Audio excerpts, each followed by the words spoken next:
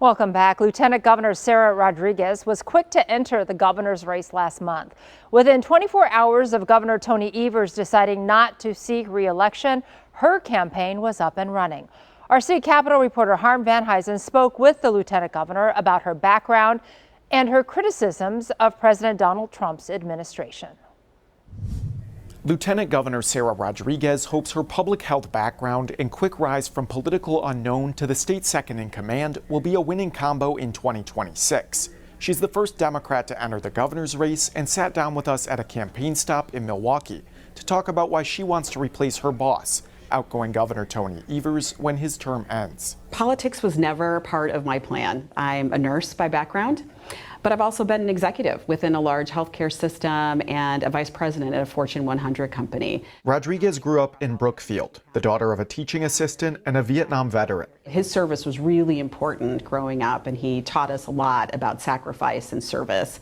And so oftentimes my life was about volunteering. Rodriguez began her career serving in the Peace Corps and also worked for the Centers for Disease Control before returning to Wisconsin as a hospital executive. She entered the political arena in 2020, flipping a Republican-held assembly district at the height of the COVID-19 pandemic. I guess what was disappointing for me within the assembly, within the Republican-led legislature, is that there was very little across the aisle working together when I was there. With Republicans' grip on legislative control loosening under new legislative maps, Rodriguez is betting big on opportunities for Democrats. It's going to be tight. It's going to be a tight legislature, and you're going to have Republicans who are in purple districts. And we're going to work on things that we know Wisconsinites want. Her priorities include expanding Medicaid, protecting abortion rights, and investing more in public schools. In launching her campaign, Rodriguez also promised to fight against President Donald Trump. Here's why I want to be your governor.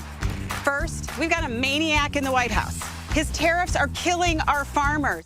How do you see yourself working well with someone you've called a maniac? Well, there's utter chaos at the federal government right now. We need to fight back against a lot of these policies that the Trump administration is putting forward.